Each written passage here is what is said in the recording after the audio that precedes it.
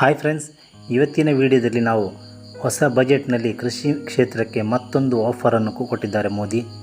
ಬರೋಬ್ಬರಿ 3 ಲಕ್ಷ ಸಾಲ ಸೌಲಭ್ಯ ಸಿಗುತ್ತದೆ. ಇದರ ಬಗ್ಗೆ ಸಂಪೂರ್ಣ ವಿವರವನ್ನು ತಿಳಿಯೋಣ ಇವತ್ತಿನ ವಿಡಿಯೋದಲ್ಲಿ. ಅದಕ್ಕಿಂತ ಮೊದಲು ಯಾರ್ಯಾರು ಸಬ್ಸ್ಕ್ರೈಬ್ ಮಾಡ್ಕೊಂಡು ದಯವಿಟ್ಟು ಸಬ್ಸ್ಕ್ರೈಬ್ ಮಾಡ್ಕೊಳ್ಳಿ. ಹಾಗೆ ಈ ವಿಡಿಯೋ ಇಷ್ಟವಾದರೆ ಪ್ಲೀಸ್ ಲೈಕ್ ಕೂಡ ಮಾಡಿ ಫ್ರೆಂಡ್ಸ್. ಬನ್ನಿ ಹಾಗಾದರೆ ವಿಡಿಯೋವನ್ನು ಸ್ಟಾರ್ಟ್ ಮಾಡೋಣ. ಕೃಷಿ ಕ್ಷೇತ್ರವು ತುಂಬ ಬದಲಾವಣೆಯನ್ನು ಹೊಂದಬೇಕಾಗಿದೆ. ಅದಕ್ಕಾಗಿ ಈಗ ಹಲವಾರು ಜನರು, ಅದರಲ್ಲಿ ಯುವಕರು ಸಹ ಕೃಷಿ ಕ್ಷೇತ್ರದತ್ತ ಗಮನವನ್ನು ಹರಿಸುತ್ತಿಲ್ಲ. ಕೇವಲ ಈಗ ಮೊದಲಿನಿಂದ ಕೃಷಿಯನ್ನು ಮಾಡಿಕೊಂಡು ಬಂದಂತಹ ರೈತರು ಮಾತ್ರವೇ ಕೃಷಿಯನ್ನು ಮಾಡುತ್ತಿದ್ದಾರೆ. ಮಳೆಗೆ ಬೆಳೆ ಇಲ್ಲದೆ ರೈತರು ಕಂಗಾಲಾಗಿ ಕಾದು ಕುಳಿತಿದ್ದಾರೆ. ಇದೀಗ ವಿಪರೀತ ಮಳೆಯಿಂದಾಗಿ ಕೃಷಿ ರೈತರಿಗೆ ಬಹಳಷ್ಟು ಕಷ್ಟವಾಗಿದೆ. ಕೃಷಿಗೆ ಸಂಬಂಧಪಟ್ಟ ಇನ್ನೂ ಹೆಚ್ಚಿನ ಮಾಹಿತಿಯನ್ನು ಈ ವಿಡಿಯೋದಲ್ಲಿ ನಾನು ಕೊಡ್ತಾ ಇದ್ದೇನೆ.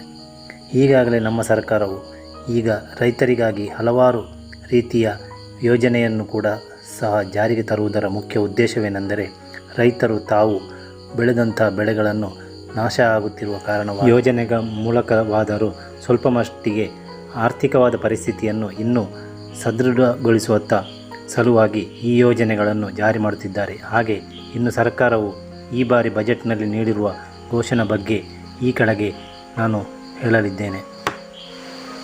ಸರ್ಕಾರವೇ ಈಗ ಬಜೆಟ್ನಲ್ಲಿ ಹಲವಾರು ರೀತಿಯ ಪ್ರಮುಖವಾದಂಥ ಘೋಷಣೆಗಳನ್ನು ಮಾಡಿದೆ. ಅಷ್ಟೇ ಅಲ್ಲದೆ ಅದರಲ್ಲಿ ಕ್ರೆಡಿಟ್ ಕಾರ್ಡ್ ಘೋಷಣೆಯನ್ನು ಕೂಡ ಮಾಡಿದೆ.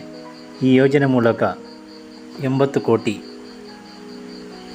ರೂಪಾಯಿ ರೈತರಿಗೆ ಲಾಭವೂ ಸಹ ದೊರಕಲಿದೆ. ರೈತರಿಗೆ ಒಂದು ಪರಿಹಾರ ಧನವಾಗಿದೆ ಅಂತ ಹೇಳಬಹುದು. ಈ ಬಾರಿ ಬಜೆಟ್ನಲ್ಲಿ ಮಾಡಿದ ಹೊಸ ಯೋಜನೆ ಎಂದರೆ ಜನಸಮರ್ಥ ಕ್ರೆಡಿಟ್ ಕಾರ್ಡ್.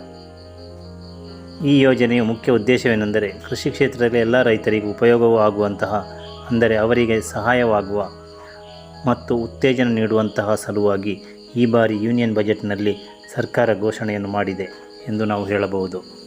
ಈ ಬಾರಿಯ ಬಜೆಟ್ನಲ್ಲಿ ರೈತರು ತಮ್ಮ ಕೃಷಿ ಕ್ಷೇತ್ರಕ್ಕೆ ಬಜೆಟ್ನಲ್ಲಿ ಒಟ್ಟಾರೆಯಾಗಿ 1.52 ಲಕ್ಷ ಕೋಟಿ ಹಣ ಘೋಷಣೆ ಮಾಡಿದ್ದಾರೆ. ಅಷ್ಟೇ ಅಲ್ಲದೆ ಇನ್ನು ಮುಂದೆ ಪ್ರಧಾನಮಂತ್ರಿ ಕಲ್ಯಾಣ ಅನ್ನ ಯೋಜನೆಯು ಕೂಡ 5 ವರ್ಷಗಳವರೆಗೆ ಕನಿಷ್ಠ 50ರಷ್ಟು ಮಾರ್ಜಿನ್ ವೆಚ್ಚದಲ್ಲಿ 80 ಕೋಟಿ ಜನರಿಗೆ ಈ ಪ್ರಯೋಜನವೂ ಸಹ ನೀಡಲಾಗುತ್ತಿದೆ ಎಂಬ ಮಾಹಿತಿಯನ್ನು ನೀಡಿದ್ದಾರೆ. ಈ ಬಾರಿ ರೈತರಿಗಾಗಿ ನೀಡಿರುವಂತಹ 1.5 ಲಕ್ಷ ಕೋಟಿ ಹಣ ಈ ನಿಧಿಯಿಂದ ಕೃಷಿ ಮತ್ತು ಸಂಬಂಧಿತ ಕ್ಷೇತ್ರಗಳಲ್ಲಿ ಯೋಜನೆಗಳನ್ನು ರೂಪಿಸುವ ಸಲುವಾಗಿ ಯೋಜನೆಯ ಜಾರಿಗೆ ಮಾಡಿದ್ದಾರೆ ಅಂತ ಹೇಳಬಹುದು. ಈ ಬಾರಿಯ ಸರ್ಕಾರ ರಚಿಸಿರುವಂತಹ ಬಜೆಟ್ ಮಂಡನೆಯಲ್ಲಿ ರೈತರಿಗೆ ತುಂಬ ಮಹತ್ವವನ್ನು ನೀಡಿದೆ. ಹಾಗೆ ಶಿಕ್ಷಣ, ಉದ್ಯೋಗ, ಕೌಶಲ್ಯ ಅಭಿವೃದ್ಧಿಗಾಗಿ 1.8 ಲಕ್ಷ ಕೋಟಿ ಎಂದು ಕೂಡ ಸರ್ಕಾರವು ಮಾಹಿತಿಯನ್ನು ನೀಡಿದೆ.